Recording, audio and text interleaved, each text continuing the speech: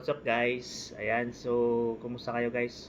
Ayan, so maikling video lang to guys kasi marami kasi nagtatanong sa akin paano daw at saan daw makikita yung ticket nila pagkatapos nila mag-request sa GCash.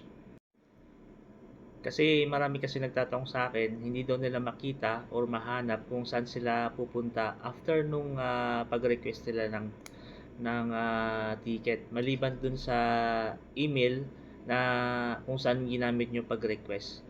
So, ayan, tuturo ko sa inyo kung paano at mabilis lang guys kung paano makita yung ticket nyo para ma-follow up nyo yung mga request nyo sa GCash. Ayan guys, bago pa lang lahat guys, magpapasalamat lang pala ako sa inyo. Kasi 700 subscribers na tayo. Ayan, sana dumami pa yung mga mag-subscribe sa atin. Ayan, para marami tayong magawa ng mga videos tulad ng ganitong content. Ayan, maraming salamat guys. Tara, let's go!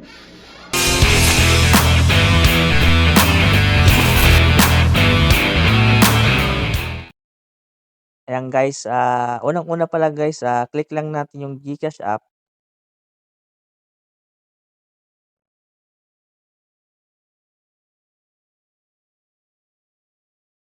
Ayan, sa baba guys, makikita nyo yung profile. Click lang natin yan. Okay. Then down sa lang natin, may makikita kayo guys na help. Ayan, click lang natin yung help. Ayan guys. Dito guys, pag nandito na kayo, may makikita kayong chat with Gigi.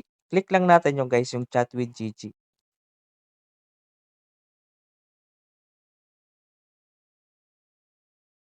Ayan guys, chat lang natin yung chat with Gigi. Ayan, so guys, dito na tayo mapupunta. Tapos i-chat lang natin yung ticket. Ayan, ticket. Tapos send lang natin yung ticket.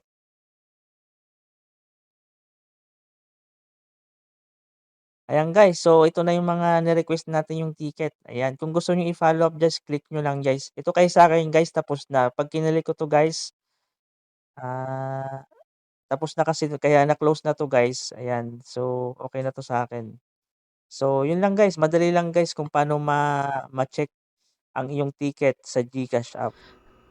So, hanggang dito na lang guys ang ating video guys. Sana natutunan nyo kung paano ma-check ang ticket nyo sa GCash app. Paki-subscribe na lang guys ang ating YouTube channel sa mga hindi pa naka-subscribe. Please subscribe my YouTube channel. Thank you guys.